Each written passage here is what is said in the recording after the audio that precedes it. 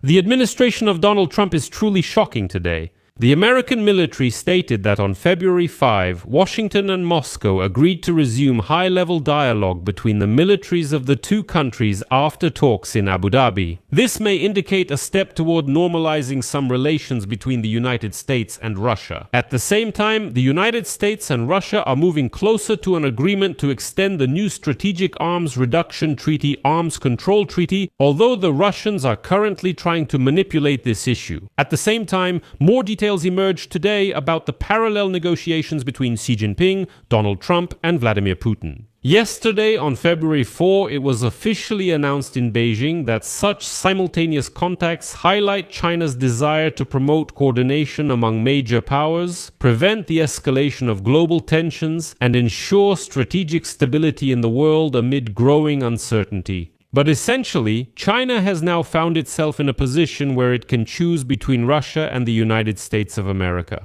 And for example, Putin has already promised China huge discounts on oil and reported on the introduction of the Chinese New Year in Russia. But in the dialogue with Trump, Xi Jinping insisted on strengthening communication between the three countries. And after that, we see a statement that the Russian and United States militaries have resumed that very communication, even though they had stopped this dialogue right before Russia's full-scale invasion of Ukraine. So what did Trump, Putin, and Xi Jinping agree on? And why did the Americans resume dialogue with the Russian military again? That's exactly what we're going to talk about in this episode. My name is Alexi Pichi. Let's discuss this topic together. But before we start, I ask you to subscribe to the channel, like the video, leave any comment under this episode, and subscribe to my Telegram channel, Pichi News. The link is in this video's description and at the episode's end. If you find it interesting and useful, I ask you to support the work of this YouTube channel with your donation or subscription using the links and details in the description of this video. I would be grateful for any support from you. So the news that personally shocked me the most today. American military officials stated that Washington and Moscow have agreed to resume high-level communication between the militaries of the two countries after talks in Abu Dhabi, which may indicate a step toward normalizing relations. The United States, let me remind you, stopped military communications with Moscow right before Russia's invasion of Ukraine in 2022. In their statement, American military officials noted that the goal of restoring the mechanism is to avoid miscalculations and escalation from both sides. Basically, this is a very formal quote, but nevertheless they are saying that the dialogue has been resumed. Next, I will quote the American military's statement verbatim. Support for dialogue between the military is an important factor for global stability and peace, which can only be achieved through strength and provides a means to increase transparency. Let me remind you, the resumption of dialogue took place after the commander of the United States European Command, General Alexis Grinkovich, held talks with high-ranking Russian and Ukrainian military officials in Abu Dhabi. And here we are getting more and more interesting details and specifics about what exactly was discussed in Abu Dhabi. So, it turns out that such a dialogue did take place. But it should be noted that even after the high-level military talks between the United States and Russia were suspended, both sides still maintained a line of communication for resolving emergency situations. But they definitely didn't announce that they were now back in contact with the Russians, and it seems that Russia and the United States are now maintaining such a dialogue in another area as well. Three sources familiar with the negotiations told Axios that the United States and Russia are nearing an agreement to extend the Arms Control Treaty.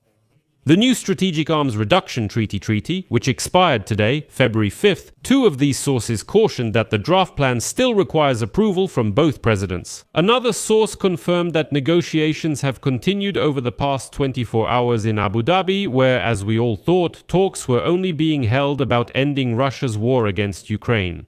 In particular, representatives of United States President Donald Trump, Stephen Witkoff, and Jared Kushner held talks on a new treaty with Russian officials on the sidelines of the Ukraine negotiations in Abu Dhabi. And here, an American official said that the treaty will officially expire today anyway, and its extension will not be legally formalized in any way. But the parties agreed to abide by its terms and to negotiate a new treaty. Well, it's a kind of gentleman's agreement. There is no treaty, but we will follow it. And here's a quote from the United States representative. "We agreed with Russia to act in the spirit of goodwill and to start discussing ways to renew it."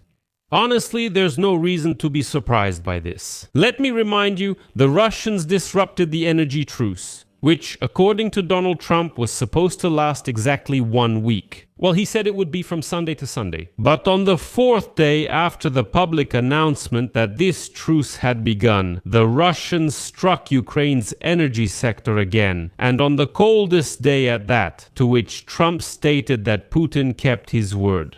And you just didn't understand when this truce actually started. He says, stop, stop, stop, no, everything's correct, everything's fine.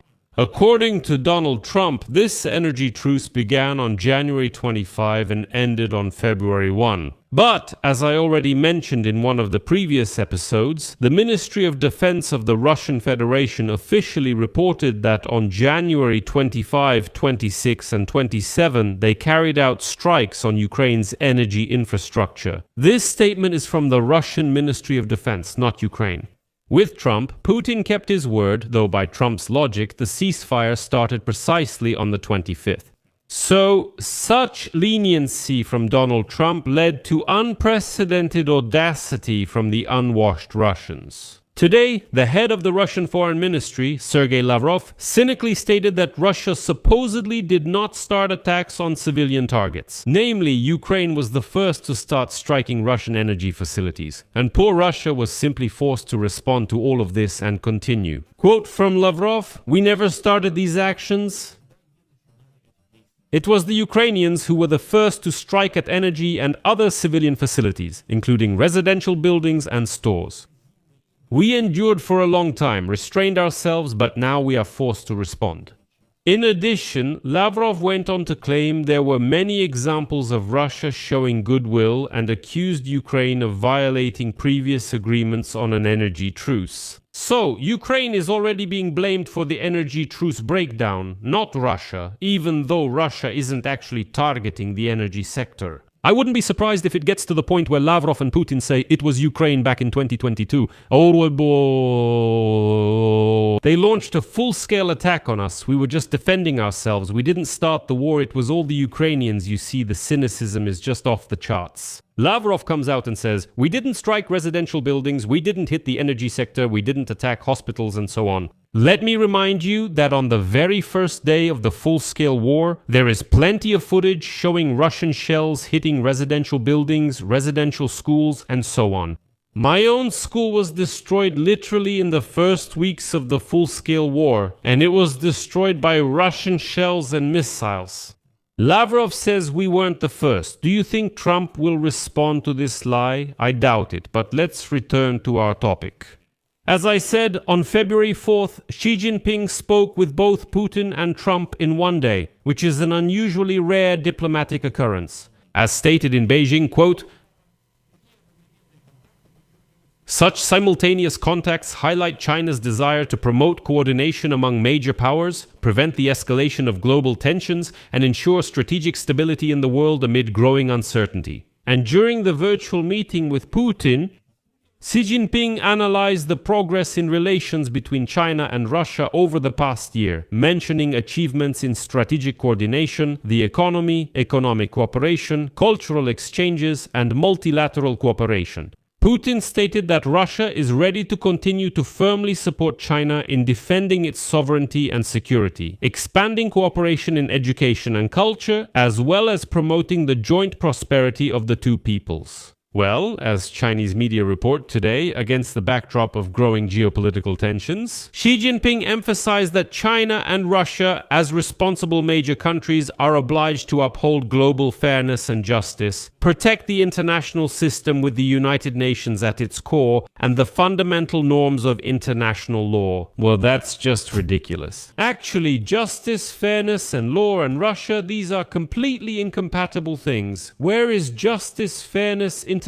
law, and so on in Russia? It doesn't exist there. It's important to note that Vladimir Putin was clearly in a subordinate position.